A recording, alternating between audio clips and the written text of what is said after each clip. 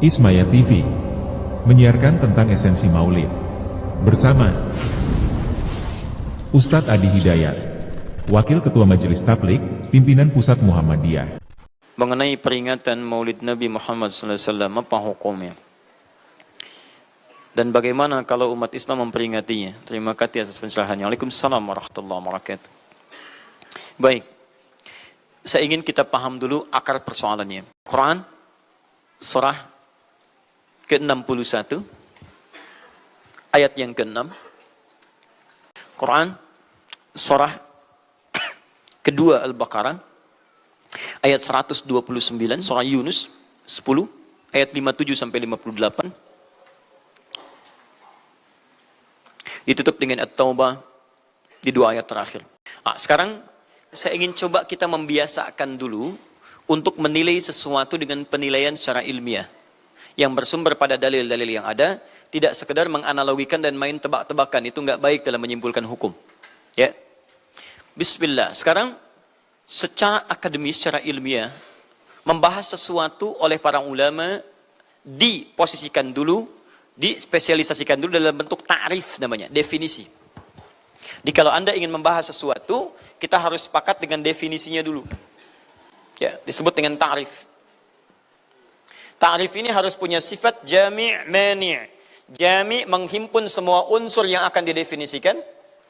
Mani' mengeluarkan segala hal yang tidak terkait dengan definisi. Sehingga pembahasan kita akan fokus pada hal yang akan dibincangkan. Awas, hati-hati.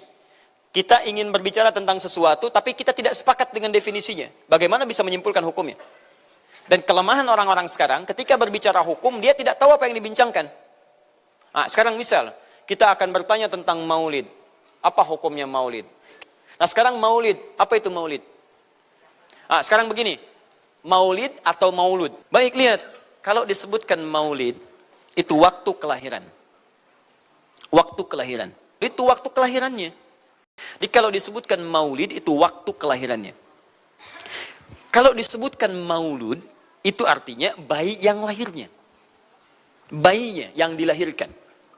Nabinya, kalau dalam konteks Nabi. Jadi kalau disandingkan dengan kalimat maulidun Nabi, artinya waktu lahirnya Nabi. Ya, selesai pembahasan secara bahasanya.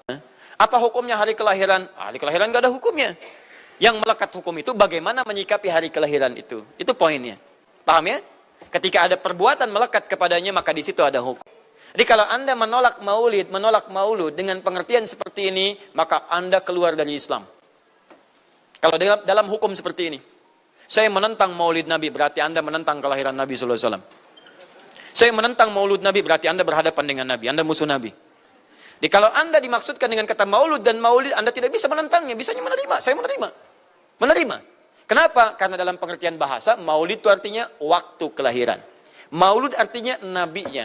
Jangankan saya, siapa saya dibandingkan Nabi Isa alaihissalam? Nabi Isa itu hidup 600 tahun sebelum Nabi Muhammad SAW dilahirkan. Nabinya belum ada.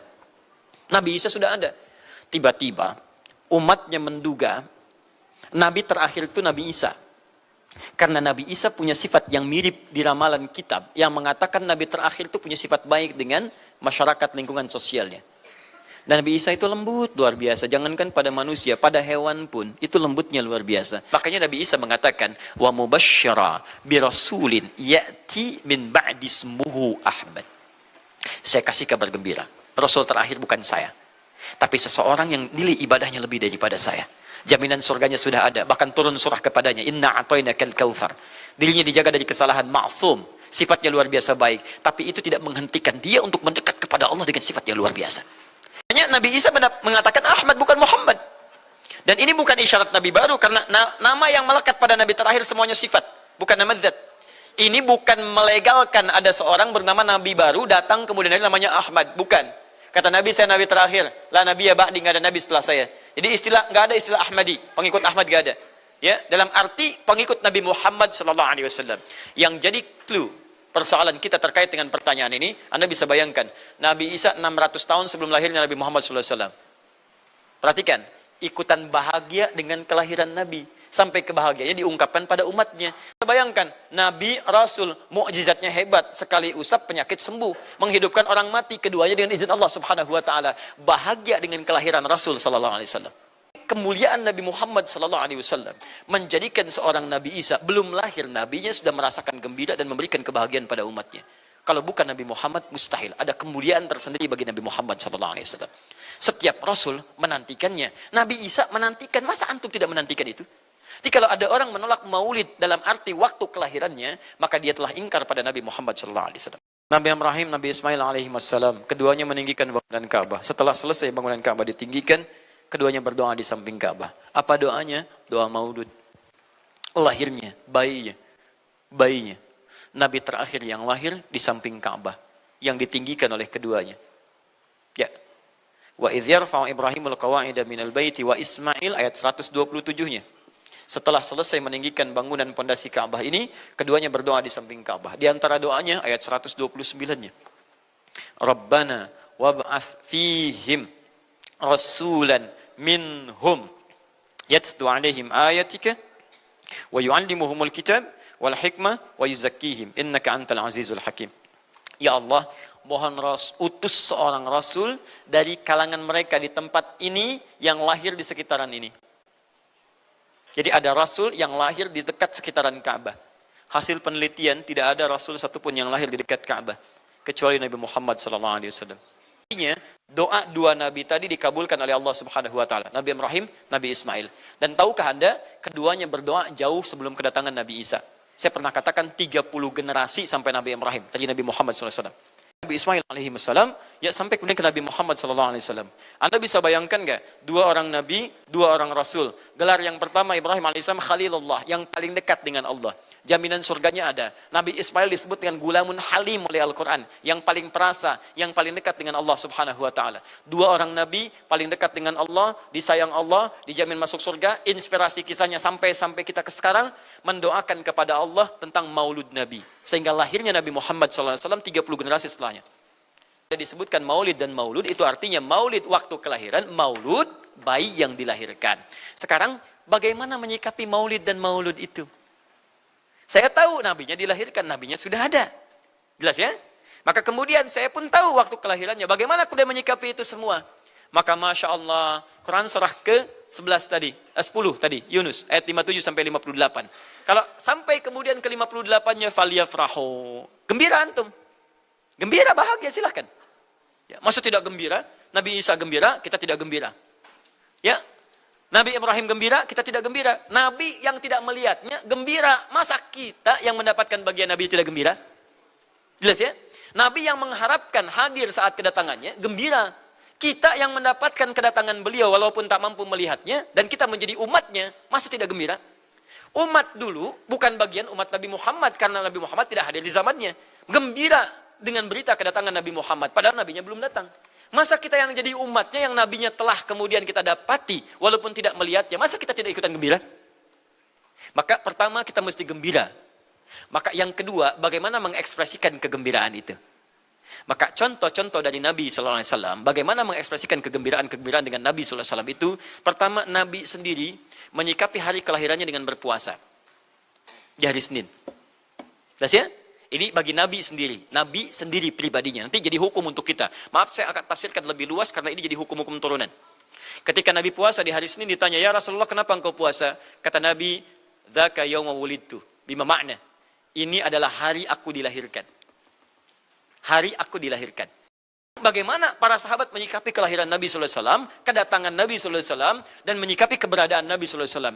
Bukan cuma lahirnya, tapi setiap kedatangannya. Nabi datang dari Madinah, dari Mekah ke Madinah disambut oleh para sahabat yang ada di sana. Nabi datang dengan perang Tabuk, dari perang Tabuk disambut oleh para sahabat di sana. Tala al-badru alaina min thaniyatil wada'i, wajaba syukru alaina bada'alillahi da'i. Masya Allah, disambut dengan madid.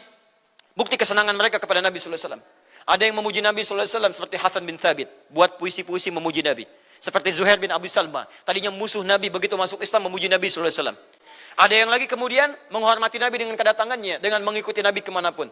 Nabi mencontohkan, amalkan. Nabi mengajarkan, ikuti. Masya Allah. Begitu Nabi meninggal, diabadikanlah kemudian nilai-nilai penghormatan itu. Ada yang menulis sejarah tentang Nabi. Ada yang menulis pujian kepada Nabi dalam bentuk solawat. Ada yang menulis tentang amalan-amalan Nabi. Ada yang menulis tentang pengajaran-pengajaran Nabi. Dikumpulkan dan sampailah itu kemudian kepada kita semuanya. Dan itulah cara terbaik menyikapi tentang maulud dan maulid. Apa cara terbaiknya? Keluarkan ayat-ayat Qur'annya. 1. Quran surah ke-33 ayat 21-nya. Laqad kana lakum fi Rasulillahi uswatun hasanah. Sungguh ada pada diri Nabi sallallahu alaihi wasallam suri teladan terbaik untuk kita. Maka jika antum misalnya hadir momentum kelahiran Nabi sallallahu alaihi wasallam, maaf, biasanya kalau ada momentum-momentum tertentu orang bersemangat untuk mengingatnya. Apa yang terbaik dihadirkan? Ketika ada momentum itu, maka para ulama kemudian mencoba untuk menampilkan nilai-nilai tadi untuk mengembalikan kita pada tuntunan Nabi sallallahu alaihi wasallam. Maka ditulislah kemudian sirah-sirah Nabi, disampaikan untuk mengenalkan Nabi Muhammad sallallahu alaihi wasallam. Mumpung mereka ingat, disampaikanlah pengajaran-pengajaran tentang Nabi. Disampaikan ada pujian-pujian salawat kepada Nabi. Kalau yang dimaksudkan tentang nilai-nilai ini, maka dari dulu sudah ada. Sudah ada. Dan yang sudah ada ini tidak dibatasi dengan waktu. Bukan muncul Rabiul Awal saja. Rabiul Awal ke Safar, datang lagi itu. Safar sebelumnya Safar, Rabiul Awal, kemudian ke Rabiul Akhir, muncul itu. Ke Jumada, muncul itu. Jadi maulid itu tidak dibatasi dengan waktu. Setiap waktu itu maulid. Maulud tidak dibatasi dengan waktu. Setiap waktu itu maulud. Tapi kalau ada momentum bersamaan dengan waktu kelahirannya, kemudian kita hidupkan untuk mengenal kepada Nabi, dalam bentuk yang tadi disunahkan dalam Al-Quran dan Sunnah, itu tidak ada masalah. Yang ada masalah itu adalah ketika menghadirkan hal-hal yang bertentangan dengan Al-Quran dan Sunnah Nabi SAW. Antum ingin belajar menghadirkan momentum itu untuk mengisi ta'lim. Sama aja dengan ta'lim kita sekarang. Apakah ada hadis Nabi mengatakan ta'lim khusus di hari Ahad jam 8 pagi sampai jam 10? Tidak ada. Di ta'lim kita bid'ah ini. Jadi kalau antum pahami setiap yang tidak ada contohnya itu bid'ah, Masya Allah, maka akan ada banyak bid'ah dalam kehidupan. Mushaf itu bid'ah, karena nggak ada contohnya zaman Nabi SAW. Antum dari ujung kepala sampai ujung kaki itu bid'ah, karena antum tidak ada di zaman Nabi SAW. Ya, jadi jangan langsung menilai bahwa setiap maulid itu bid'ah. Bukan. Kalau momentum itu ingin diisi dengan ta'lim, ingin memperkenalkan Nabi, ingin mengajarkan syariat-syariat Islam, maka itu tidak ada masalah. Itu mengamalkan petunjuk-petunjuk ayat, bukan mengkhususkan di waktu itu, bukan. Karena ta'lim itu dibuka di setiap waktu, tapi menjadikan waktu itu untuk momentum, karena setiap orang sedang ingat Nabi pada saat itu. Das ya? Kapan lagi kita mendapati orang ingat Nabi? Maka ajarkan itu dan pesankan pada saat itu. Teman-teman, jangan cuma pada waktu ini ya, setiap waktu kita amalkan ingatan kita kepada Nabi sallallahu alaihi wasallam. Makanya saya kalau diundang, Ustadz ada maulid Nabi, saya datang untuk ceramah, untuk menyampaikan pesan-pesan terkait dengan Nabi SAW. Terangkan, kita sampaikan, Masya Allah. Antum tahu apa yang terjadi? Mereka mulai sholat dengan baik, masjidnya mulai ramai. Besoknya tidak ada ramai-ramai lagi. Begitu ada maulid, ceramah lagi. Ternyata ceramahnya nggak sampai maulid lagi. Besoknya ceramah lagi. Ahadnya ada waktu taklim. Dan itulah cara terbaik untuk memberikan penjelasan kepada masyarakat untuk mencintai Rasulullah SAW.